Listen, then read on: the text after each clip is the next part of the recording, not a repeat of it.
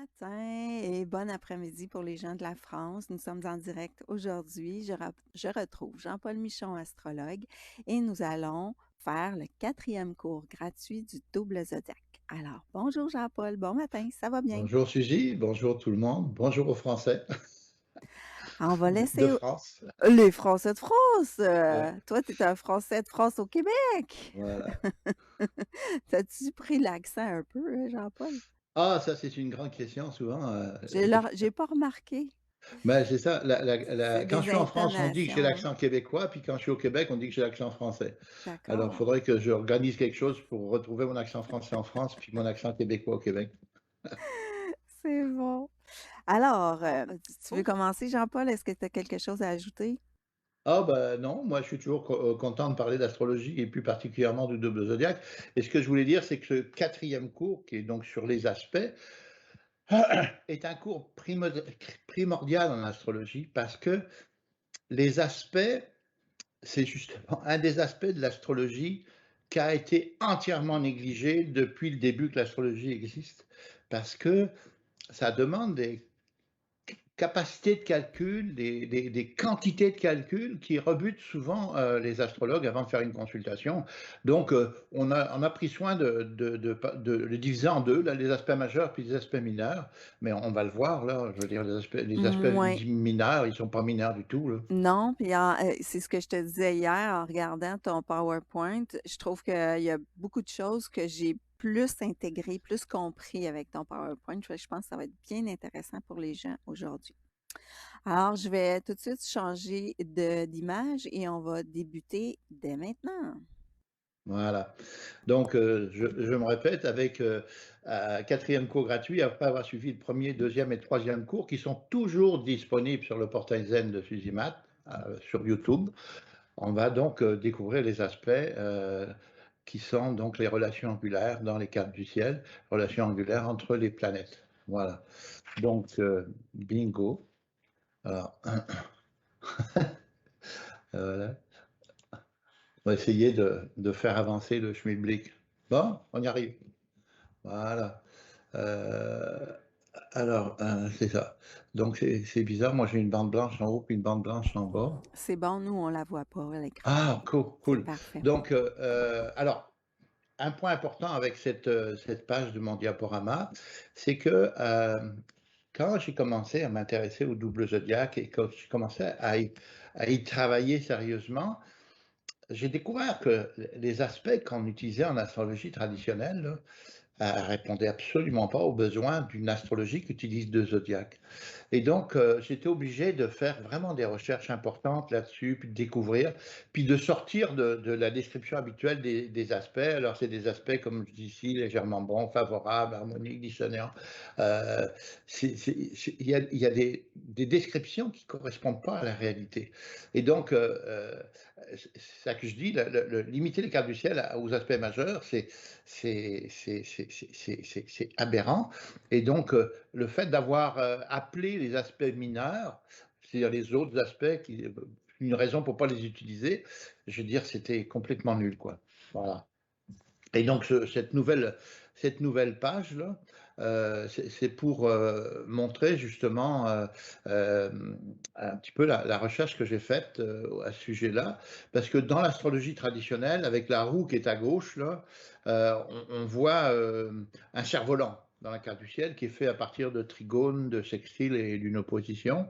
Puis donc, dans les livres d'astrologie, on va faire un grand discours sur l'aspect, le carré hanté, le cerf-volant, le iode, etc. Puis, comme je dis souvent, les aspects mineurs, on n'entend pas parler. Et même dans le livre de Bill Tierney, là, dans j'ai mis comment dirais-je, la table des matières à droite, là, donc le chapitre 2, les aspects rares. Alors, les aspects rares, c'est le quintile, le septile, le noville. Donc, ce qui font partie de mes familles d'aspects. Donc, le quintile étant les aspects de talent, le septile les aspects de mission et le noville les aspects de recherche. Et donc, je me suis posé la question, est-ce qu'ils sont vraiment rares, les aspects soi-disant de mineurs? À mon avis, est-ce que c'est pas une façon justement de dire qu'ils sont rares, c'est ils sont pas intéressants de les utiliser? Et donc, je me suis amusé, j'ai un fichier de 68 683 cartes du ciel dans mon ordinateur. C'est pas celui-là que j'utilise pour mes recherches parce que quand on va fouiller 68 000 cartes, ça prend un temps beaucoup plus long. Mais je fais l'effort là d'aller chercher au moins un aspect énergétique, un aspect de blocage, un aspect de mission, un aspect de talent, un aspect de recherche, pour savoir combien de cartes sur les 68 000 pouvaient avoir ces aspects mineurs. Et puis là, je suis trouvé une réponse complètement folle. Donc les aspects majeurs, bien sûr, c'est 100% des cartes. Les aspects de blocage, 95%. Les aspects de septile, extrêmement rares, il y en a dans 97% des cartes. Les aspects de quintile, de talent, 68 000, c'est-à-dire 99% des cartes du ciel. Et les aspects de noville, 96%. Bah, moi, je parle pas, je dis que ce n'est pas des aspects rares, et donc il est quand même temps de regarder ça au sérieux. Et donc, ce qui est intéressant, c'est que ces aspects-là, ce pas des aspects pour le double zodiaque, c'est des aspects pour les cartes du ciel en général. Alors, arrêtez de nous dire qu'ils sont des aspects mineurs. Voilà. Et donc là, j'ai ressorti avec cette nouvelle diapo là, ce que les logiciels d'astrologie appellent le tableau des index. Et donc, dans ce tableau des index, on découvre avec les cases jaunes, donc c'est justement la carte d'Emmanuel Macron, les tableaux des index ne fait ressortir que les aspects majeurs. Mais on découvre, justement, toujours avec ce tableau des index, qu'il y a 66 cases au total qui pourraient recevoir de l'information en relation avec les aspects. Et donc, quand on utilise l'aspect mineur, on découvre que toutes les cases sont occupées. Ça veut dire qu'il y a toute une information, même en astrologie tropicale, qui n'utilise pas, qui n'est pas utilisée dans l'analyse des personnalités. Et donc, pour ceux qui ont le sens de l'observation, ils remarqueront que en tête des colonnes, il n'y a plus des planètes, mais il y a des signes. Et ça, c'est intéressant parce que j'ai remarqué, donc j'ai évolué, moi, entre, comment dirais-je, attribuer les aspects aux planètes, à les attribuer vers les signes, et je vous expliquerai l'intérêt de tout ça au fur et à mesure de l'avancement de notre cours aujourd'hui. Voilà. Donc, avec cette diapo-là, je montre que chaque superposition du zodiaque a sa paire de planètes, ce que j'ai appelé donc dans mon premier livre les 12 clés du double zodiaque. Et donc chaque paire de planètes est attribuée à une superposition, quelle que soit sa position justement dans le zodiaque. Mais donc en affectant la paire de planètes à une superposition, on découvre que par exemple, pour la superposition Lion-Vierge superposée, on découvre qu'il y a ce que j'appelle une interaction avec les 11 autres superpositions. Donc, en fait, comme on sait que l'ensemble des aspects, si on les utilisait tous, viennent nous apporter de l'information sur les 11 autres interactions avec les autres signes, on découvre que globalement, on a 66 interactions sur l'ensemble de la carte qui nous apportent de l'information, qu'on soit en zodiaque tropical ou en zodiaque en double zodiaque.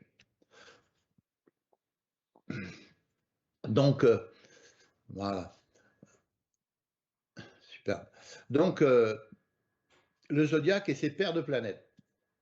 Alors là, je vais reprendre un petit peu la démarche que j'ai eue dès le départ, quand j'ai commencé à travailler sur le double zodiaque. Je vous ai déjà parlé de cette fameuse paire Mars-Neptune qui gouverne le signe du Poisson. C'était la carte de Robert Badinter. Et ce que j'ai découvert, qui est important, que je répète ici, même si j'en ai déjà parlé, c'est que en considérant que Neptune, comment dirais-je, est très lent, c'est-à-dire qu'il bouge pratiquement pas, on découvre que que Mars, pardon, qui est opposé là, eh bien, il va se balader, va faire le tour du zodiaque avant que Neptune bouge vraiment. Et donc, c'est là que j'ai découvert cette notion de famille d'aspects, parce que je me suis dit, l'ascendant poisson bélier tropical, poisson sidéral bélier tropical, il devait pouvoir recevoir une information en relation avec la paire de planètes Mars-Neptune quelle que soit la position de Mars dans le zodiaque, etc. Donc en fait, je me suis intéressé beaucoup plus à la relation angulaire entre Mars et Neptune, donc à l'aspect, et j'ai découvert donc que Mars devait se faire un écho dans chaque signe tout le tour du zodiaque. Et c'est là que donc, j'ai découvert cette notion de famille d'aspects. Et donc c'est là que j'ai parlé de la série des aspects énergétiques. Et donc on voit avec le dessin à droite que si on avait Neptune, comme on dirait, conjoint à l'ascendant, ici, là, pour ceux qui regardent, là, euh, non, c'est là qu'il faut que je mette ma souris, hein, je me trompe d'écran. Oui, Donc on la si, voit là. voilà. Si Neptune est conjoint à l'ascendant, ben on voit que Mars peut prendre des relations angulaires avec dans tous les signes sur une base de 30 degrés. Donc là, c'est les aspects que j'ai définis comme étant jaunes. Ils sont orange sur sur le dessin, simplement parce que le jaune, il ne ressortait pas sur un fond blanc. Donc, mais ce sont les aspects énergétiques jaunes. Donc on voit le 30, le 60, le 90, le 120, 150, 180, puis l'autre bord, même chose. Voilà. Alors, les aspects de blocage. Alors, il y a quelque chose que, quand j'ai commencé à travailler avec ces séries d'aspects, j'ai découvert qu'il existait déjà deux aspects, ce qu'on appelait le semi-carré, 45 degrés, et le sesquicarré, le 135. Puis un jour, quand je faisais des recherches de dates, etc., je suis tombé sur 165 degrés, qui avait exactement la fonction d'aspect de blocage. Mais là, je me suis dit, il se passe quelque chose. Et donc, je fais des recherches, puis j'ai trouvé dans un livre de, je ne sais plus comment il s'appelle, les aspects il utilisait lui les aspects de 15, de 75, de 105, etc. Donc j'ai eu l'idée d'intégrer donc cette famille d'aspects de blocage là aussi, et j'ai découvert que il suffisait de rajouter 15 degrés aux aspects majeurs pour avoir cette série-là. Et l'idée que j'ai eue, c'est qu'en mécanique, quand on a des engrenages, là, s'ils ne sont pas synchro, ben ça fonctionne pas. Les roues ne transmettent pas la force à travers des engrenages, ça crée un blocage. C'est comme ça que je les ai appelés des aspects de blocage. Voilà. Alors, les aspects de mission.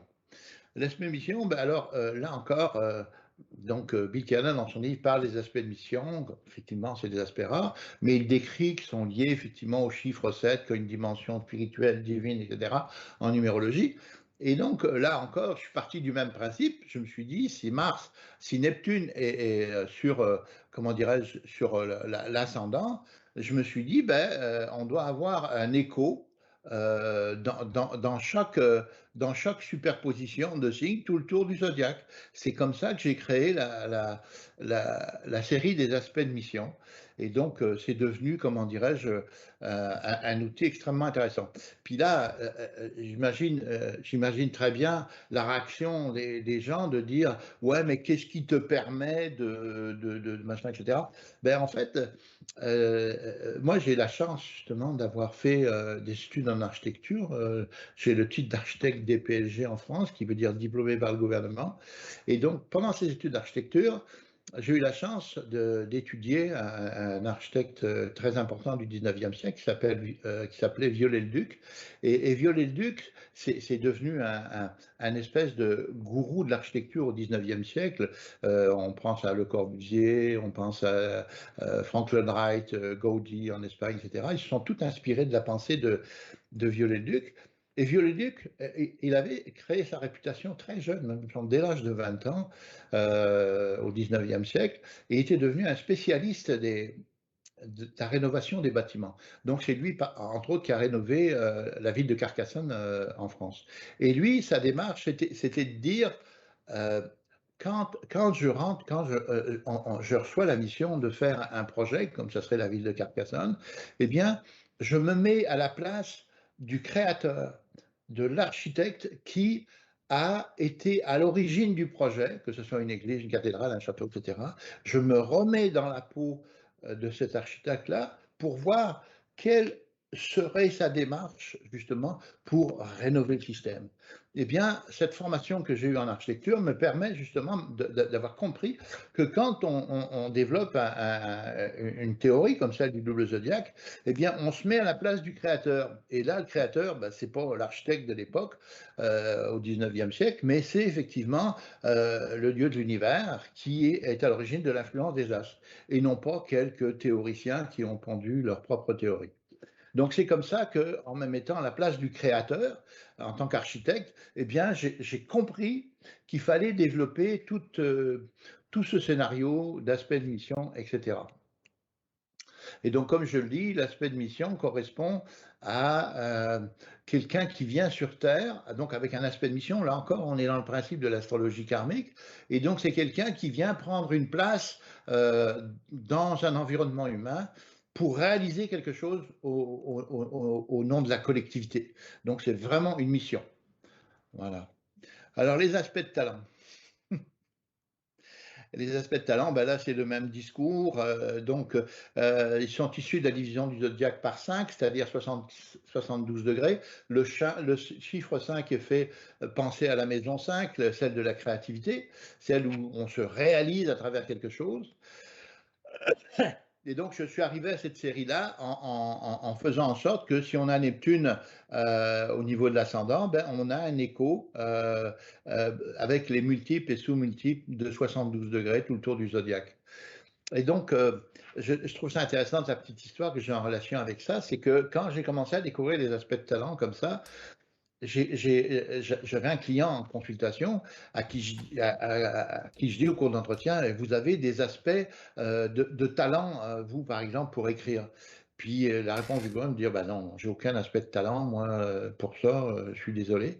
Puis je continue ma consultation, puis à un moment donné, je lui explique, je dis, mais on est au Québec, là, l'automne, les érables, les feuilles qui changent de couleur, etc. Est-ce que vous n'auriez pas le goût d'écrire pour exprimer vos émotions de tout ce que vous ressentez dans la nature? Ah, il me dit, mais il y a pas de problème là, il y a rien là. Je peux écrire jusqu'à 100 pages là-dessus, mais pour moi, c'est pas un talent, c'est naturel. Et donc, c'est là que j'ai compris l'importance de ces aspects de talent de Quintil, car il donne aux gens une compétence qui est là dès la naissance.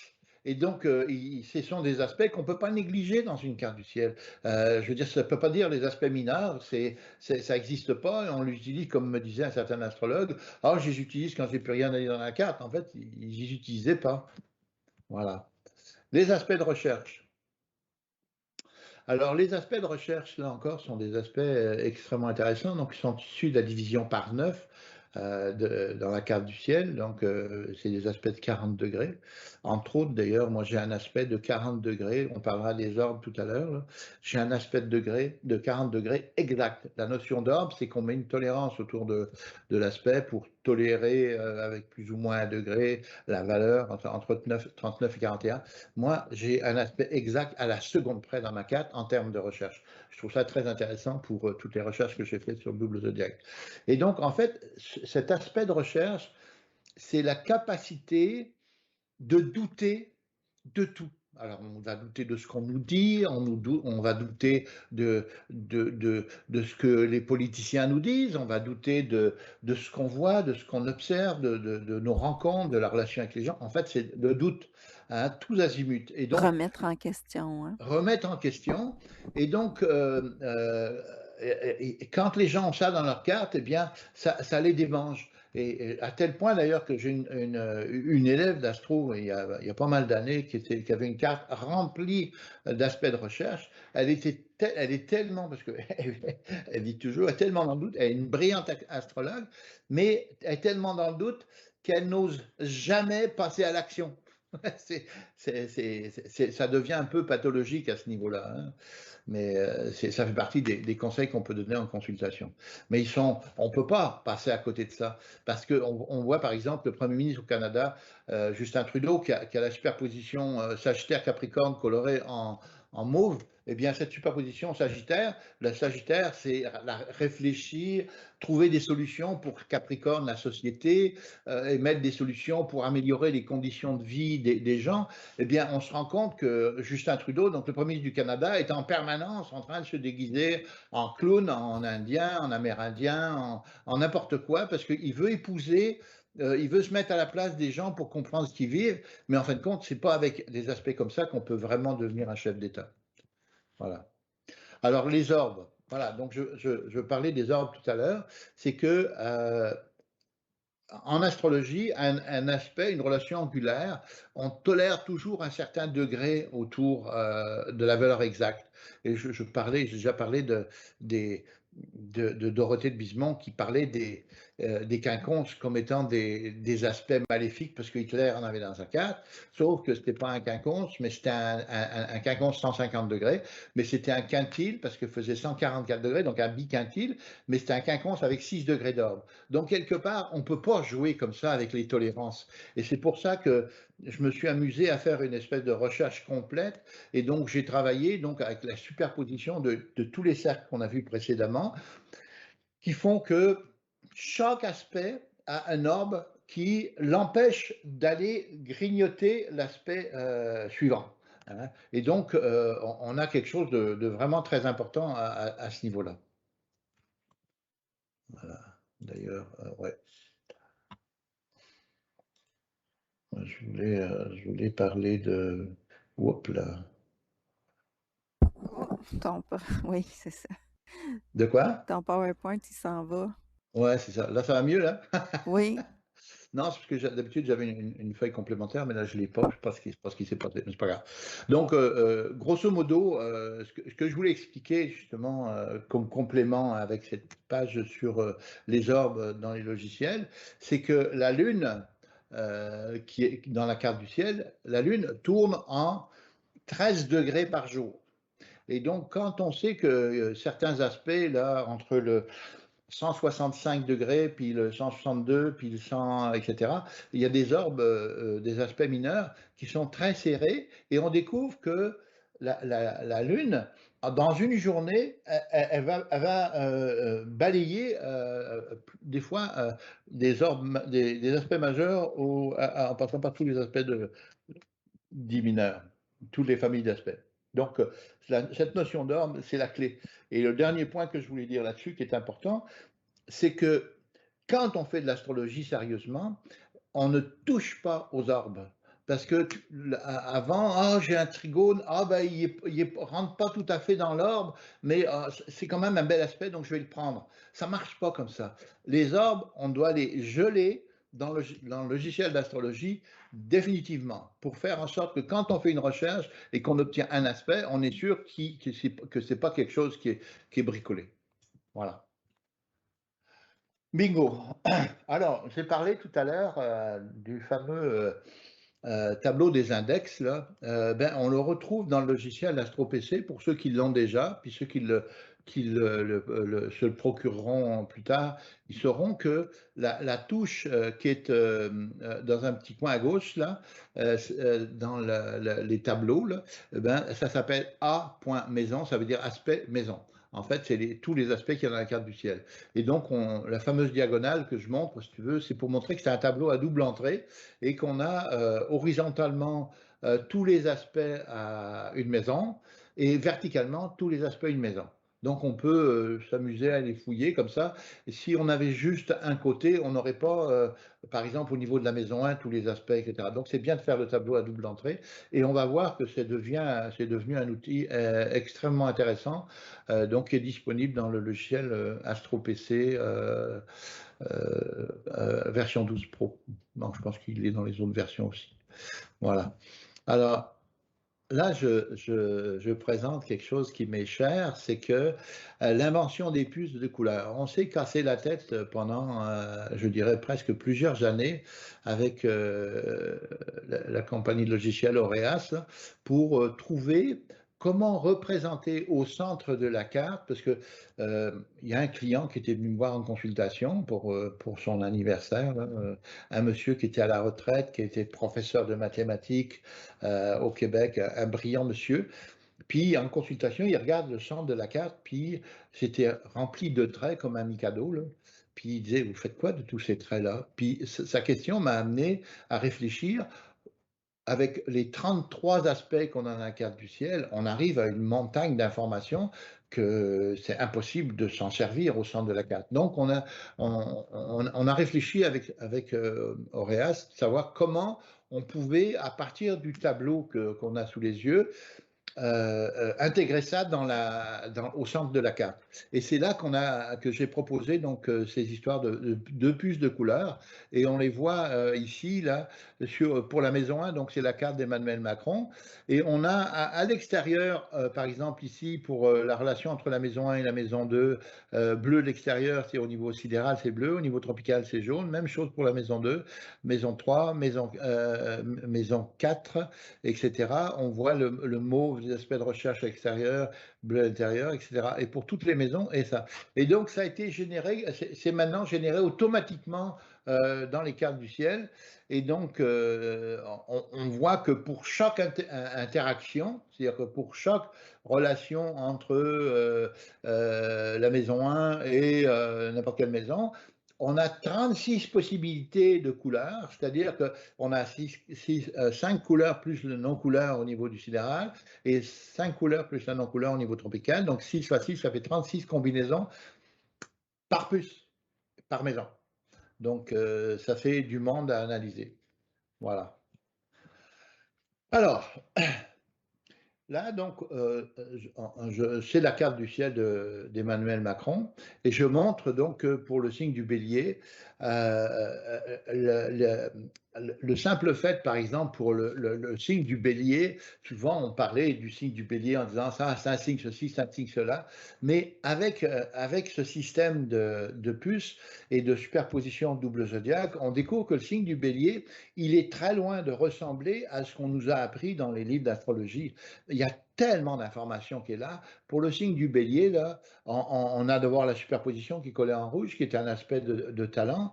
Et puis après, on a ici, avec le taureau, on a au niveau de la sidérale, on retrouve le rouge qu'on avait ici dans la superposition. Puis après, il n'y a pas d'aspect entre Mars et Vénus, donc le centre, il n'y a pas d'aspect. Même chose ici, pas d'aspect entre sidéral et tropical avec ce signe-là, etc. Et on voit que l'ensemble des puces ici nous apporte des informations extrêmement importantes. Et donc, cette façon de visualiser les aspects, là, c'est vraiment, comment dirais-je, ça a apporté une clarification extrêmement importante pour analyser les cartes du ciel. Alors, ceux qui disent, moi je suis bélier, donc je suis comme ça, je dis, attendez qu'on regarde dans votre carte du ciel ce qu'il y a d'un peu plus, qu'il y a d'autres enseignements dans la carte du ciel. Donc, le taureau, la même chose. Là, on voit dans la carte de Macron que la partie sidérale reçoit 11 aspects, la partie tropicale reçoit 11 aspects, donc ça donne énormément d'informations. Est-ce que je peux t'arrêter une petite seconde, Jean-Paul? Non? Juste, ce que j'ai remarqué en apprenant avec toi, c'est que les puces, quand ils sont colorés, comme la puce là, que tu vois qui est juste tellement jaune, le cercle et le tour, pour toi, c'est un petit peu plus important comme énergie parce que elle est complètement jaune, non? Alors là encore, ceci dit, tu fais une excellente remarque parce qu'il y a beaucoup de choses à dire là-dessus. Ouais. J'aurais pu en garder un petit peu pour le prochain cours, mais On peut, on quand même, peut. non, non, Un petit peu. on va en parler parce que D'accord. c'est important. Donc effectivement, quand on fait une consultation, on a tendance à s'arrêter sur les cercles qui sont colorés avec les deux couleurs. Alors qu'en plus, quand ils sont une seule couleur, comme là, entre le taureau et le lion, on a double couleur, deux fois jaune, donc on imagine qu'il se passe quelque chose d'important ici.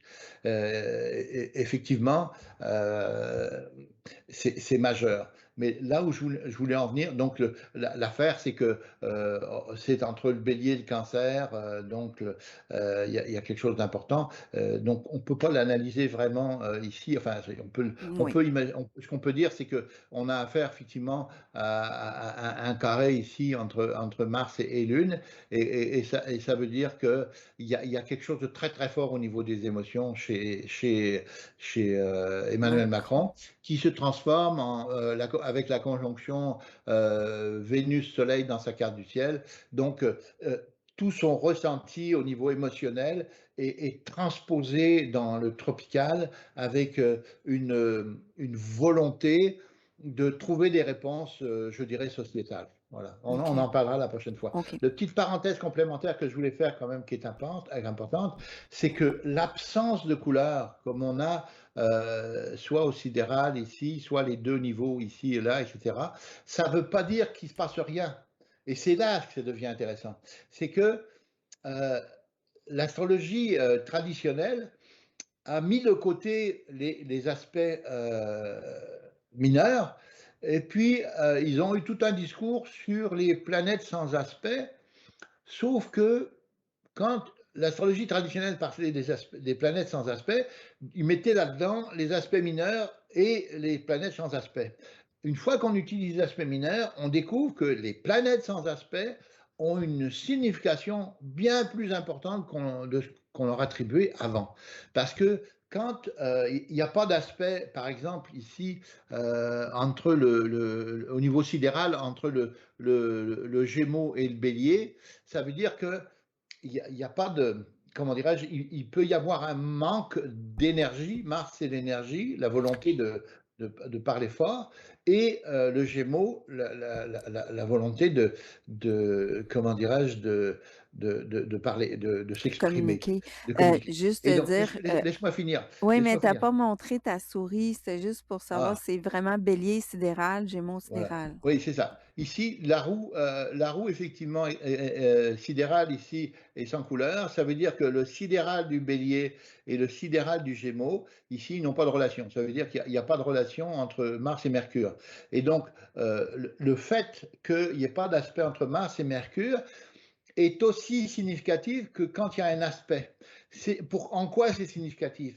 Ben, je dis souvent qu'une absence de quelque chose est aussi significative que la présence de quelque chose. Je vais vous donner une image qui est très intéressante. Essayez de manger un plat quand vous êtes à table, vous mangez un plat, imaginez qu'il n'y ait pas de sel. C'est quoi votre réaction? Ben, c'est de remarquer qu'il n'y a pas de sel.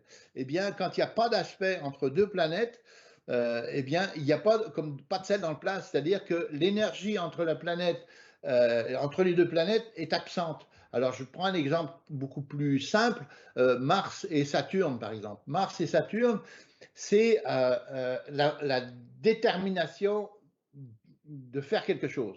C'est-à-dire, Saturne, c'est agir, c'est réaliser quelque chose, et Mars, c'est l'énergie pour réaliser quelque chose.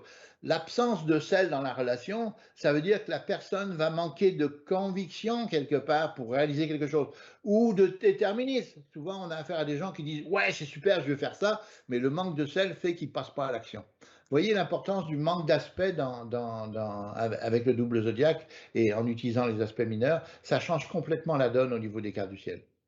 Voilà. Merci, Suzy. De rien. On commence à s'estiner. Ouais. Ah non, ça, je trouve ça génial. Moi, j'aime ça quand les gens posent des questions. Je ne suis pas comme certains qui refusent qu'on pose des questions pendant les affaires. Pour moi, c'est très important. Poser des questions, ça permet à la personne, justement, d'apporter des réponses, mais en même temps d'approfondir sa réflexion sur le sujet et d'améliorer la réponse pour les autres. Ouais, je Donc, veux juste être merci. certain que tout le monde comprenne comme, Oui, mais c'est parfait. hein? OK. C'est parfait. Il faut Merci. poser des questions. C'est là, justement, que les gens ne vont pas s'endormir en m'écoutant. Alors, les Gémeaux, ben, donc c'est ça, l'interaction est sous le joug de quatre planètes. Alors ça, c'est intéressant. Une interaction est sous le joug de quatre planètes, ça veut dire sous l'influence de quatre planètes. Le sidéral impose ses conditions grâce à l'aspect qui relie les deux gouverneurs du sidéral, et le tropical va répondre lui aussi en fonction de l'aspect qui relie les deux planètes du tropical. Il y a donc cinq familles d'aspects. Dans le cas, il n'y a pas d'aspect, voilà, c'est ça. Alors, c'est ça qui est intéressant parce que les gens, surtout les gens qui connaissent l'astrologie traditionnelle, ils sont un petit peu perdus avec ces affaires de deux zodiaques parce que justement, tu soulevais la question hier, Suzy, là, sur why la position des planètes en signe, on fait quoi, machin, etc. Puis là, les gens qui ont étudié l'astrologie traditionnelle, ben, ils sont un peu perdus parce que quand on dit qu'ils sont béliers, ça veut dire le soleil en bélier, mais en fait, ils sont poissons. Alors, qu'est-ce que ça devient? Tout ce qu'on a appris sur la position des planètes. Ben, grosso modo, je dis, on met ça de côté et au mieux, on tient compte que du sidéral, hein. C'est-à-dire que le soleil qui est en bélier, poisson, sidéral, moi je ne tiens pas compte du fait qu'il est en bélier, je tiens compte du fait qu'il est en poisson, parce que qu'est-ce qui est le moteur de la personne? C'est le poisson, c'est-à-dire c'est sa compassion. Il va agir par compassion. Donc c'est la compassion qui est primordiale. Voilà. Et donc le petit point que je voulais dire sur le rôle du sidéral et le rôle du tropical, c'est que souvent on a au niveau du sidéral une impression, une volonté, une réflexion, et elle va se réaliser dans la matière par le tropical. Et la façon dont elle est vue au niveau sidéral, c'est des aspects de la partie sidérale, et la façon dont elle va se réaliser sur le plan matériel, c'est les aspects au niveau tropical. Et donc cette espèce, souvent je dis, le sidéral propose, le tropical dispose. Et là, il y a une clé extrêmement importante pour comprendre cette complexité qu'il peut y avoir là-dedans. C'est vrai qu'à un moment donné, ça déborde un peu pour beaucoup de gens. Voilà. Alors, heu, OK, ça, on a déjà parlé de tout ça, donc la vie est belle. Cancer, chaque maison a ses propres mots-clés et reçoit une multitude d'influences, de 11 interactions. Si l'astrologue ne connaissait pas l'existence jusqu'à aujourd'hui, il ne lui sera plus possible de les ignorer. L'expérience nous a démontré que la qualité des informations qui sont apportées par ces interactions apporte une analyse à un niveau de précision sans précédent. Et donc, Heu, on va aller voir le signe suivant justement. Voilà, dans le signe du lion là, tropical, cancer sidéral, on découvre que l'aspect qui est l'aspect d'opposition là, avec le capricorne sidéral et le lion, on découvre, donc c'est ça, on a le capricorne Ouais, on voit la et le puce lion. bleue complètement, puis Ouais, c'est entre et les donc 2 maisons bleues, fait qu'on le sait que c'est bien bloqué, là, à ce oh oui, niveau-là. là, il y a quelque chose de majeur dans la cadre d'Emmanuel Macron, quand on a affaire comme ça à une opposition bloquée, puis chez lui ça tombe, parce qu'il est ascendant Verseau, Capricorne sidéral, là, ça veut dire que c'est la négation complète des autres, hein. Et donc, mais ascendant Verseau, Capricorne, maison 7 en Cancer, Lion, c'est oublie ça là, les autres n'existent pas pour lui, hein. Alors, faut s'imaginer l'information importante que ça amène, c'est-à-dire: «Je veux rien savoir des autres», grosso modo. Et c'est donc, le monarque, comment dirais-je? L'anagramme du mot Macron, c'est le monarque qui en permanence, manifeste, comment dirais-je? Sa présence, partout. Et je voulais faire une petite remarque là-dessus qui correspond à mon expérience personnelle. Moi, j'ai remarqué avec la grande quantité d'expérience que j'ai eue, entre autres quand j'étais directeur des travaux publics à Saint-Claude dans le Jura, le maire était célibataire, le directeur, le secrétaire général de la mairie était célibataire, l'ancien chef que je remplaçais était célibataire. C'est des gens, donc, qui n'avaient pas de conscience de la famille. Ce sont des gens qui ne savaient pas c'est quoi des enfants, et toute leur action n'était pas liée au fait de construire, de protéger la société, de protéger les familles, de protéger les enfants, de valoriser les enfants dans leur vie de tous les jours. Et donc, l'expérience que j'ai eue à Saint-Claude, à ce niveau-là, a été très significative. Je me souviens justement d'un gars qui est venu dire, l'hiver, il y a de la neige, là, puis dans les pentes où les enfants peuvent faire de la luge, ben, il y a des plaques sur la pelouse, en bas, marquées pelouse interdite. Et donc le gars, il venait dire: «Mais est-ce qu'on peut enlever ces plaques l'hiver, là?» Alors le gars que je remplaçais, il disait: «Non, non, il n'est pas question d'enlever ces plaques, les enfants n'ont rien à faire là-dedans», tu vois? Puis moi, j'ai dit au gars, parce que c'était ma responsabilité comme je le remplaçais, j'ai dit: «Vire-moi toutes ces plaques». Donc c'est des nuances, que je donne comme exemple de ce que représente, comment dirais-je, un chef d'État en France qui ignore complètement les autres, la vie de famille, la vie de couple, les enfants, ils s'en foutent complètement. Voilà, c'était mon point de vue personnel sur le double zodiaque. Vraiment intéressant parce qu'on se dit après ça qu'on devrait toujours choisir nos leaders par rapport à leur signe puis leur astrologie. Ouais, c'est ça. Je me souviens très bien d'André Boisclair, que j'ai connu, de très proche quand j'habitais à Montréal. J'avais même participé à sa campagne quand il s'est présenté pour être député d'Anguin. Et puis je me suis rendu compte que ce gars-là, il avait tout le profil du gars qui s'intéresse qu'à lui. Et donc, moi, j'ai complètement débarqué du bonhomme par la suite, hein. Et puis bon, on a vu comment André Boisclair a évolué au Québec les années suivantes, hein. C'est, pour moi, il y a quelque chose de significatif là-dedans. Effectivement, l'astrologie nous permet de voir ça de près. Voilà, fini la parenthèse. Alors, le cas où il n'y a pas d'aspect autant sur la roue sidérale qu'au niveau tropical, la puce n'affiche pas de couleur, mais cela signifie une sorte d'indifférence entre les signes et les superpositions de signes. Dans le cas de Macron, ça touche 4 superpositions en relation avec la Vierge. Je ne tiendrai aucunement compte des autres, donc ça vient confirmer. Ça, il n'y a pas d'interaction, donc on n'est pas motivé pour faire quelque chose. Voilà. La balance. Alors, le cas où la puce ne présente pas de couleur au centre, voilà, au centre, c'est-à-dire la partie tropicale, la personne a une certaine vision des choses, mais ne voudra jamais passer à l'acte. La puce rouge au niveau sidéral et sans couleur au niveau tropical, entre le Verseau et la Vierge sidérale, nous perdons une personne très vive sur le plan intellectuel, mais qui gardera pour elle ses réflexions. On abordera tout ça en détail et la façon de traiter tout ça dans le prochain cours, hein. Le signe du scorpion, voilà, sidéral, le scorpion balance sidéral est celui du charme. La puce double jaune avec le Verseau. Alors oui, ça c'est intéressant au niveau de Macron, parce que comme il est ascendant Capricorne, sidéral Verseau, puis qu'on a une double puce jaune ici, donc il est ascendant Verseau Capricorne, double puce jaune ici avec la maison 10, et donc on parle, le Capricorne montre la détermination de Macron à passer son message et passer pour quelqu'un de très humain, parce que ici, la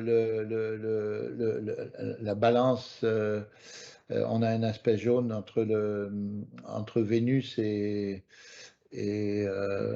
Saturne. Et puis on a un aspect jaune aussi entre le Scorpion et le Verseau. Donc voilà, un aspect de 30 degrés ici entre Uranus et Pluton. Donc c'est un gars. Alors en même temps, un aspect entre l'ascendant et la maison 10 ici. C'est un aspect de quelqu'un qui montre beaucoup de charme et qui va utiliser tout son charme justement pour réaliser ses ambitions. Voilà. Alors c'est ça, Macron fait passer son message, passer pour quelqu'un de très humain. C'est avec cet aspect, entre autres, qu'il a réussi à se faire élire. On n'oubliera pas la conjonction Vénus-Soleil qui fait de l'homme parfait pour le show business. Alors, une petite parenthèse, parce qu'on aura peut-être d'autres occasions d'en parler. Avec le double zodiaque, j'inverse Mercure et Vénus. Il y a toute une polémique en astrologie avec l'astrologie traditionnelle qui a été proposée par Maurice Nouvel dans les années 80, où il affirmait que Mercure et Vénus avaient été inversés à une certaine époque, parce que quand l'astrologie est devenue géocentrique à héliocentrique, c'est qu'à un moment donné, la Terre était plate, puis toutes les équations partaient de la Terre, et puis à un moment donné, on allait placer des équations vers l'héliocentrique, c'est en prenant le Soleil comme au cœur du système, et au niveau astronomique. Et donc là, les deux planètes qui se trouvaient à l'intérieur entre la Terre et Mercure, ils n'ont pas changé les équations, et c'est Maurice Nouvel qui a soulevé la question. Et donc, il l'a démontré statistiquement et tout ça. Puis évidemment, la plupart des astrologues n'ont rien voulu savoir. Et donc, moi, ce qui m'est arrivé, c'est que quand l'auteur du Maurice Nouvel m'a écrit, quand j'ai sorti mon premier livre, donc il y a 22 ans maintenant, j'ai fait comme tous les astrologues. J'ai regardé dans trois quarts du ciel, puis j'ai dit, bon, bof. Je suis passé à autre chose. Sauf que le mois suivant, je suis allé au Mexique. Et là, j'ai rencontré, parce que comme je parle espagnol couramment, j'ai participé à une rencontre, j'ai assisté à une conférence sur l'astrologie aztèque ou inca, je ne sais plus. Là, et là, il disait que il utilisait l'inversion Mercure-Vénus aussi. Et donc là, je me suis dit, il y a deux sources différentes qui me parlent de la même affaire. Là. Donc c'est comme ça qu'en rentrant à Montréal, j'ai appelé Auréas pour leur demander si c'était possible d'inverser Mercure et Vénus dans la carte du ciel. Et ils m'ont dit, ben, ça existe déjà. C'est-à-dire que dans le programme d'Auréas, il y a un endroit où on peut changer ce qu'ils appellent les glyphes, c'est-à-dire ils inversent juste le symbole de Mercure et de Vénus. Et donc, ce que j'ai remarqué depuis le temps, ben, c'est que j'ai même fait, parce que les astrologues ont évidemment fait des recherches statistiques là-dessus, avec les aberrations de fait de ne pas travailler de pas travailler avec les aspects mineurs, puis des orbes qui correspondaient à rien. J'ai décidé, moi, de faire une recherche avec des orbes très serrés et juste avec les conjonctions. Et ça a été très significatif que les gens qui avaient donc Vénus conjoint Soleil, inversé, donc là, qui était Mercure au départ, c'était des gens du show business. C'est-à-dire on en retrouve chez beaucoup de gens du show business. On a Edith Piaf, par exemple, des affaires comme ça. C'est-à-dire que c'est des gens qui utilisent leur charme pour convaincre le monde. Voilà, on a encore plein de choses à dire là-dessus, mais c'est pas le temps. Et donc on voit hein, que la balance sidérale qui gouverne sa maison 10 à Macron, ici, hein, est gouvernée par Vénus. La maison 10, donc balance sidérale, avec la conjonction Soleil-Vénus, ben, ça fait un charme sans limite. Voilà pourquoi les gens l'ont élu. Alors, Sagittaire, on a la même chose là encore, on a un beau package d'intolérance encore. Alors, le signe Sagittaire, Scorpion, sidéral, colorant bleu est d'une nature intraitable. On ne négocie pas, on ne supporte pas le manque de transparence des autres, de la transparence des autres. La puce mauve, jaune, oui. Avec le poisson sidéral, par d'un souci d'intégrité sur le plan spirituel, côté sidéral, avec la nécessité de trouver des réponses pour la vie de tous face aux manipulations mentales de certains. En tout cas, on n'est pas là pour analyser la carte de Macron, mais beaucoup d'informations. Interaction de signes du Capricorne, la puce mauve et jaune, Sagittaire et Bélier nous parle d'une frustration face à certaines idéologies. Ah, c'est intéressant cette puce jaune ici, là. Parce que, en fait, on retrouve l'aspect de recherche entre le Sagittaire et le Bélier, la puce mauve, là, qui veut dire que c'est quelqu'un qui se pose quand même beaucoup de questions. Et puis, le Capricorne et le Taureau, c'est l'aspect jaune entre Saturne et Vénus. Et on découvre qu'en fait, Macron est confronté à la radicalisation de l'islamisme en France. Et donc, cet aspect entre le Sagittaire et le Bélier montre que ça le préoccupe quand même. Voilà. Le savoir-vivre collectif en France, la partie tropicale de la puce colorant jaune nous parle d'une volonté de trouver l'harmonie entre tous au sein de la société. La lune en bélier sidéral rend la personne hypersensible aux frustrations. Cette fameuse puce en bélier, là. Voilà. Verseau. Alors, le verseau Capricorne coloré en bleu ne fait confiance à personne. Euh, Ah ouais, c'est ça. La puce colorant bleu au niveau général et au côté tropical fait preuve d'hypocrisie dans sa relation avec les autres pour ne pas laisser croire qu'il ne lâche rien. Le fait d'avoir deux puces successives identiques en termes de couleur nous explique que le contrôle chez lui est très puissant. Poisson. Alors, le signe du poisson, verso sidéral, est celui des clans. Ah, ça c'est intéressant. Euh, des clans et des clubs privés. Le fait qu'Uranus reçoive 4 aspects de blocage montre toute l'hypocrisie du président français. La puce colorant rouge côté sidéral et jaune côté tropical entre le Verseau et le Poisson sidéral et le Cancer entre le Verseau sidéral, le Poisson et le Gémeaux Cancer nous explique qu'il y a de grands talents pour nous montrer combien il est fin et intelligent pour nous gouverner. On voit ici dans le cas de Macron que Uranus reçoit 4 aspects de blocage. D'ailleurs, on le voit ici, hein, au niveau sidéral, c'est Uranus, au niveau sidéral, c'est Uranus, au niveau sidéral, c'est Uranus, et au niveau sidéral, c'est Uranus.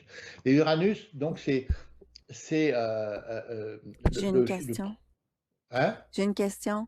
Toi, tu dis, ça veut dire que si il y a du jaune, ça veut dire que le blocage est augmenté. S'il y a du jaune dans le milieu du Non, je rouge, parle d'hypocrisie. OK, mais OK. Par rapport au bleu, tu sais. Quand il y a du bleu à l'extérieur et du jaune à l'intérieur, c'est une forme d'hypocrisie. C'est-à-dire qu'on Ah, on pense à quelque chose, mais en termes de façade, on va présenter autre chose. wow, OK. Et donc, chez Macron, c'est très significatif. Uranus reçoit 4 aspects de blocage, c'est sa maison 2, mais ça veut surtout dire qu'il n'a rien à foutre des autres, grosso modo. C'est-à-dire que Uranus c'est pour ça que je parle d'esprit de clan, c'est-à-dire que c'est le club privé. Macron travaillait, au chez les Rothschild, à la banque Rothschild avant, et donc il s'est tissé un réseau de gens, très riches, et donc c'est ce club de gens très riches qui, l'utilisent quelque part, hein, pour réaliser leurs objectifs à eux. C'est-à-dire vendre les multinationales aux Américains, vendre les aéroports aux Chinois, vendre l'EDF, c'est-à-dire l'Hydro-Québec du Québec, vendre ça à n'importe qui, et ce qui fait qu'à un moment donné, la France se retrouve à terre. Voilà. Je Donc trouve ça, quand c'est même encore. incroyable de voir autant de détails avec ces petites puces-là. Ah oui, oui, mais C'est les fascinant. puces les puces c'est vraiment la clé, et puis on n'est pas prêt d'arrêter d'en parler. Moi, je peux vous dire que le prochain cours là, donc qui va être essentiellement basé sur ces puces et ces interactions, on va analyser tout ça de plus en profondeur et on va avoir énormément de plaisir à voir toutes les informations que ça nous apporte. Voilà. Donc, un dernier petit mot sur les gouverneurs karmiques soulignés dans le tableau. Certains n'ont peut-être pas encore remarqué, mais dans le tableau, on a une quantité de signes qui, ont qui sont soulignés deux fois. Hein, là, voilà, là, etc. Ça signifie quoi? Ça veut dire que, ça veut dire que d'un côté, on a une planète, puis de l'autre côté, on a une maison. Par exemple, ce qui est souligné là, on a d'un côté Mercure et d'autre côté la maison 3. Ça veut dire que Mercure est le gouverneur karmique de la maison 3. Et alors c'est souligné dans le tableau, ça veut dire qu'Auréas, à l'intérieur de ce tableau-là, permet d'aller voir plus rapidement ces planètes karmiques qui ont bien sûr un effet extrêmement important dans la carte du ciel des gens. Ça, moi, je conseille aux gens de prendre l'habitude de les observer, de les regarder, puis à un moment donné, ça va venir tout seul, hein. Je veux Donc, dire, là, excuse-moi, tu parles du petit signe. Bon, admettons que je prends un exemple. Tu prends, voyons, je vais tousser. on a Mercure conjoint Uranus, là, oui, par exemple. Mercure conjoint Neptune, pardon. Voilà. Tu as une petite barre en dessous de ton signe jaune, mais tu as une Ouais. petite barre dans la brotte grise. Oui, c'est ça. Ben, la petite barre, ça veut dire qu'il n'y a pas d'aspect entre Mercure et Mars, mais la barre, elle, est mise d'une façon automatique pour toutes les cases. OK. Voilà. C'est ça que ça veut dire. Peut-être un petit commentaire supplémentaire à faire, c'est qu'au niveau sidéral, on a des intentions, puis au niveau trocal, il se passe rien là encore. Mais en tout cas, on OK. reviendra là-dedans. Alors, oh, hey, c'est une belle Euh, photo ça. hey, hein, tu es tellement bien équipé. Ah oui, j'adore mon bureau. Heu, je veux dire, j'ai pris soin d'avoir, un bureau, des plus agréables. Hmm. Puis, c'est important de se sentir bien, là où on travaille. Donc là, on voit ma façon de travailler, c'est-à-dire que j'ai la carte du ciel à gauche, j'ai les puces qui sont décrites à droite, puis au milieu, j'ai le tableau, des aspects. Parce que le tableau des aspects, c'est la vision globale de tous les aspects dans une carte du ciel. Donc je suis capable d'aller voir des fois, dire: «Tiens, telle interaction, qu'est-ce que ça veut dire?» Puis je vais le chercher dans le tableau de droite. Voilà. Et Parfait. donc, c'est pour ça qu'on va parler de tout ça, donc la prochaine fois. Ici, ce sont donc, les puces qui sont décrites, dans mon troisième livre. D'accord? Ouais. Alors c'est pour ça que je mets le cinquième cours, c'est pour bientôt. Alors j'ai hâte de vous y retrouver. Nous allons découvrir comment se servir des 66 interactions de chaque quart du ciel pour améliorer la finesse de nos analyses. Alors dernière affaire, mon deuxième livre, donc qui est toujours en vente, chez Auréas à Paris. Il suffit de taper aureas.eu sur Google, puis on va voir qu'il est accessible. Puis moi, j'en ai chez moi au Québec pour ceux qui le veulent. Et puis, à part ça, ben, il me reste quelques livres de mon premier ouvrage sur les 12 clés du double zodiaque qui a été édité au Québec aux éditions du Roseau. Là, il suffit d'aller sur mon site web pour se le procurer. Ah, je Voilà ce vais que j'avais à demander. dire. Oui, super. Je vais juste, parce qu'on est en décalé avec les gens, est-ce que vous avez des questions? Écrivez-les bientôt pour qu'on puisse vous répondre. Tu peux continuer, Jean-Paul. Bah, grosso modo, moi, j'ai fait le tour de ce que j'avais à dire, je sais pas si les gens ont des questions à poser. De toute façon, si les gens sont un peu abasourdis par, tout ce que j'ai fait, ça me comment dirais-je? Je suis pas surpris non plus, donc ce que je peux Ah ben, faire il y a maintenant, beaucoup de c'est matière, hein. C'est bon on le regarde en direct, mais après ça, on peut, juste prendre le temps d'écouter la vidéo. C'est ce qui est le fun avec ça. ouais, Est-ce que, tu veux faire un petit jeu avec moi si on n'a pas de questions? ouais, bah, Mmh. oui, Ah OK. «Oh attends, bonsoir, vous nous avez loupé, on regarde en replay, bonne journée». Bon, elle avait pas vu, elle va le regarder en replay. Hem, j'ai fait une entrevue avec quelqu'un qui, ouais. à mon sens, d'après ce qu'elle me racontait, n'était pas faite pour le métier qu'elle a fait. Alors, moi, j'ai pris ses coordonnées pour aller voir dans sa carte. Ah et Alors, je donc c'est pour quelqu'un qui t'a écrit, tout de suite, là? c'est que non, c'est quelqu'un que j'ai ses coordonnées. OK, Alors, si on peut faire ce petit jeu-là, parce que moi, je vais pouvoir te confirmer, en fait, qu'est-ce que sans problème. Mmh. oui, c'est OK. ça. Est-ce Ah, que tu envoie veux le faire? ouais, ouais, ouais, moi je suis toujours disponible, moi. On va faire ça. Alors, on va, Une personne qui est née où? elle est née au Québec, Oui, mais plus à précisément, Montréal. Montréal. Alors, ici, ville, Montréal, Montréal, Montréal, bingo, voilà. Là, elle a un nom, cette dame, ou elle veut pas donner son nom? Est-ce que je peux dire juste son prénom pour aujourd'hui, pour tout de Ouais, suite? Martine. Martine. Bonjour Martine. Est-ce qu'elle nous écoute, là? Non, elle nous écoute pas. Martine Matt, comme Martin Matt. Martine. Et elle est née, le 4 mars 1962 à midi. Alors, bingo, 62. Mars, donc ici, mars. Janvier, février, mars, 3. Le combien? À midi. Elle me dit: «Wow, c'est dérangeant d'avoir ça comme, comme heure, hein». Ah oui? Heu, Pourquoi? alors attends, à midi et quel jour? Le 4 mars 1962? Alors 4-4-4-03, voilà, midi. Bah, moi, les gens qui disent midi, c'est en général les gens qui ont pas leur heure de naissance. Alors on Ah prend midi puisque c'est à oui! égale distance entre le 0 heure et minuit, donc on est à OK. équidistance. Mais comme j'expliquais tout à l'heure, la Lune, en une journée, elle balaye 13°. Donc on balaye en même temps tous les aspects pour la Lune, tous les aspects, mineurs, les blocages, les aspects de mission, les aspects de recherche, les aspects de talent, y compris les aspects majeurs.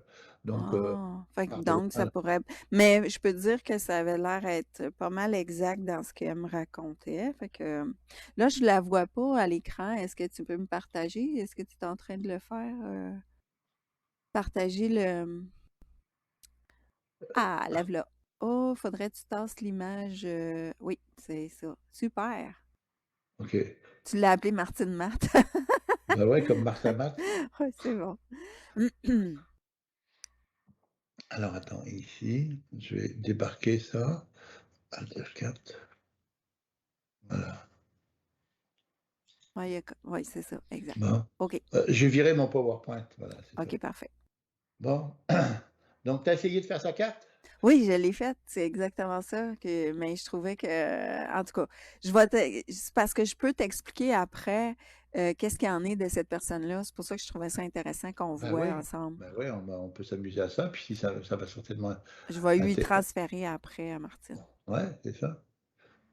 Bon, Bon, encore le heu, carré gris qui voilà. apparaît. Mmh. Donc, quelques aspects de blocage. Mmh. Alors, c'est intéressant parce que tu vois, ça permet de voir ce tableau-là permet des fois de voir, le principe karmique. C'est-à-dire que, par exemple, ici, on a la maison 8, on a Saturne qui est là, mais on va regarder avec Saturne les aspects de blocage qu'il pourrait y avoir ou les aspects qu'il peut y avoir avec Pluton, tu vois?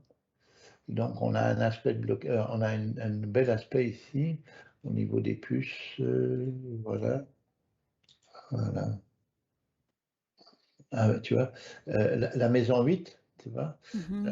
La maison 8 et le Scorpion, tu vois, il y a un double jaune, là, donc au niveau karmique, il se passe quelque chose au niveau de la maison 8, tu vois? C'est, on a affaire à quelqu'un donc est ascendant Gémeaux. C'est quelqu'un donc qui a une curiosité, qui cherche à comprendre, qui veut savoir, qui veut tout savoir. Alors Mercure, étant en maison 9, donc déjà le gouverneur du thème en maison 9, on confirme son intérêt de comprendre. Le Soleil en maison 9, dans une superposition en bleu, là encore, on a affaire à quelqu'un qui est pas mal frustré de ne pas avoir de réponse donc, au niveau de ses réflexions philosophiques, métaphysiques, etc., ça en parle sur le plan karmique. Mmh.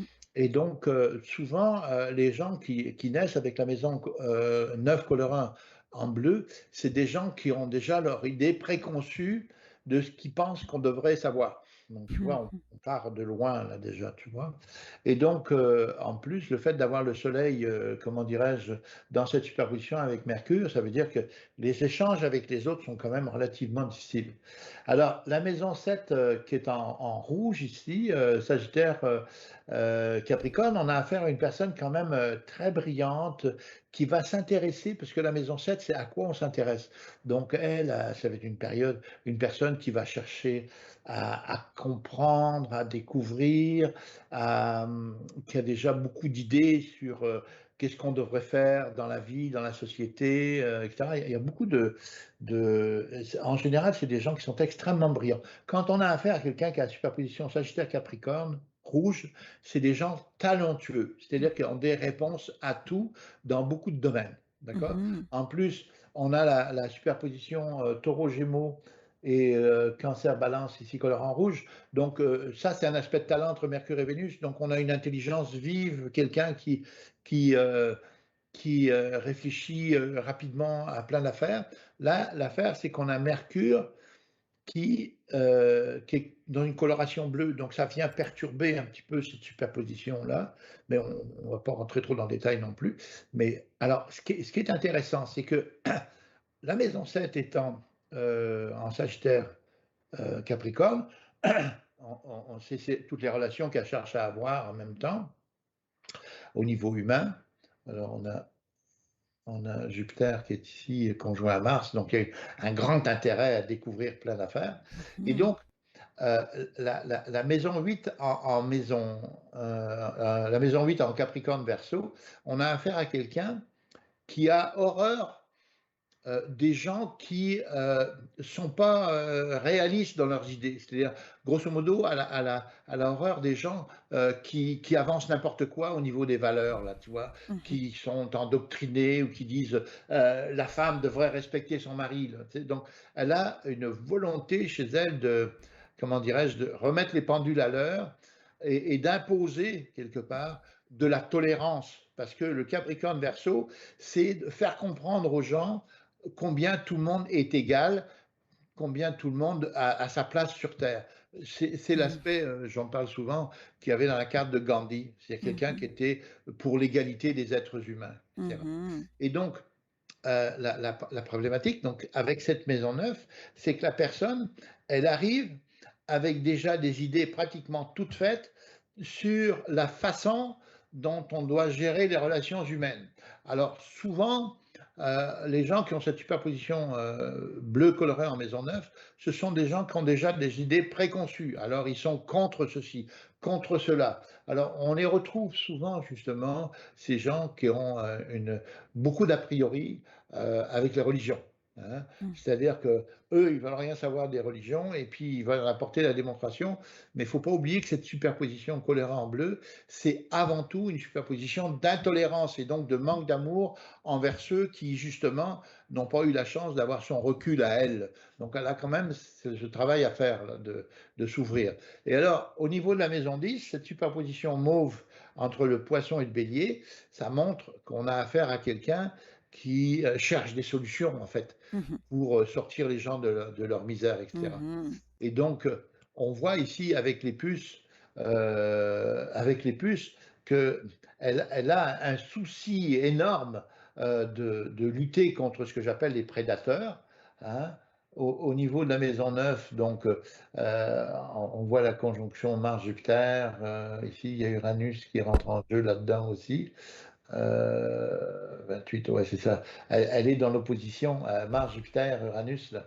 C'est comme, ça me fait penser à ta copine Simone, c'est ça? Dont tu me parlais, là. C'est Uranus, le maître de Maisonneuve, qui est conjoint à Mars, Jupiter. Donc, il y a une volonté d'en découdre avec tous les gens qui n'ont pas fait une démarche d'évolution de l'humanité. C'est quelqu'un en fait qui doit lutter contre toutes les aberrations sociétales, la pollution, les religions, les Donald Trump de ce monde. En fait, c'est un peu j'en veux à tout le monde parce que il faudrait faire le nettoyage sur Terre pour qu'on arrive à une société qui soit clean et acceptable pour tout le monde. C'est bien, c'est bien. Est-ce que tu veux que je te décrive la personne maintenant? Bah, ouais, Je trouve ça intéressant parce que tu fais des beaux liens avec. Donc, la personne s'appelle Martine Laurier. Elle est auteure du livre De l'uniforme au désir d'en finir. C'est une ex-policière. Et dans le fond, sa mission de vie en ce moment, c'est d'aider les policiers à ne pas se suicider, aider les gens à ne pas aller vers le suicide. ah, Ah! Et puis, je peux te dire qu'elle a eu une enfance difficile avec un père qui était très sévère avec elle. Et elle a elle-même, c'est ça, elle a voulu se suicider. ah. Dans sa pratique policière, elle a eu, tu sais, elle n'était pas quelqu'un qui avait de l'air être émotionnellement faite pour être policière, tu vois? Ouais. Et donc elle a eu des problèmes avec son père, c'est ça? Oui, elle a un père très, très sévère envers elle. OK. Alors tu vois la maison 4 là, décrit souvent le parent du sexe opposé. On a Mercure, qui gouverne la maison 4, donc c'est comme si elle avait mal là-dedans. Le soleil, les relations avec les frères et sœurs aussi, un manque de valorisation permanente. Oui, A beaucoup souffert, elle était pas bien dans sa peau cette fille-là, tu c'est vois? ça. Et donc moi je trouve ça intéressant que comme policière justement, elle a cherché à aider les gens, tu vois? Exact. Écoute, elle était vraiment à sa place cette fille-là, et puis, je En pense que fait, elle était à sa place pour être policière, c'est ce que tu dis. elle est oui, mais policière parce que Elle justement, aurait pu faire autre chose, mais elle avait à faire ça pour être qui elle est aujourd'hui. oui, parce qu'en fait, les policiers, si tu veux, surtout sur Montréal, là, ils ont un travail énorme à faire avec, ce que j'appelle les gangs là, les groupes, comment ils appellent ça? Ouais, les Ce gangs de que ce que rue, ce que puis j'appelle le multiculturalisme là, tu ouais, vois? OK. Les gens qui n'acceptent pas de s'intégrer au Québec, grosso modo, tu vois? Mmh. Donc elle avait des problèmes avec ces gens-là en général. Voilà. OK. Alors, c'est Et en intéressant quand en même. fait, la prévention du suicide, elle est surtout pour elle aussi, Ouais. tu Oui, vois? elle fait ce cheminement-là pour elle aussi. Mais elle Voilà, le dit aussi dans son livre qu'elle continue de travailler sur elle. voilà. Ah, je trouvais ça En intéressant de te donner envoie-moi ces là en chiffres-là. consultation, on va avoir du Oui, fun avec elle. mais elle est amie avec toi Facebook, fait que j'imagine qu'elle a dû voir ce que tu fais, mais je vais lui Martine Aurier. envoyer OK. notre vidéo. Alors, on se retrouve ensemble pour le 5e cours. Partagez la vidéo. Je pense qu'aujourd'hui, au niveau technique, ça allait très bien. Alors, je pense que ça va faire une belle vidéo. Et puis, est-ce que tu veux ajouter quelque chose, Jean-Paul? Ben, je veux dire que, j'ai pas vu le temps passer. Ah oui, ça passe vite, Ouais, c'est ouais. certain. Et puis je suis content parce que c'est un sujet quand même pas mal complexe, les histoires sur les aspects et Oui, donc je pense avoir quand même bien fait le tour du sujet oui. et ce qui est cool avec ces vidéos qui sont placées sur YouTube, c'est que les gens peuvent les revoir autant de fois qu'ils veulent pour, comment dirais-je, y réfléchir à nouveau et ils savent qu'ils peuvent me joindre en même temps n'importe quand. Comme il y a quelqu'un qui m'écrivait encore ce matin pour me poser des questions, je me fais plaisir à répondre moi, parce que mon but c'est de faire découvrir cette astrologie aux gens. Donc, Voilà. c'est ça. Si vous n'avez pas de questions aujourd'hui, ben, vous pouvez recontacter Jean-Paul à ce moment-là. Alors, 11h11, on termine notre entrevue, notre direct. Merci beaucoup, beaucoup, Jean-Paul. C'est tellement enrichissant. Moi, j'adore ça. Ben ouais. Alors, partagez la vidéo si vous avez aimé. Faites connaître le double zodiaque. Merci Ben beaucoup. merci Suzy parce que, c'est génial, tu fais les choses, extrêmement bien. Merci, merci à toi. Au revoir. Bye bye.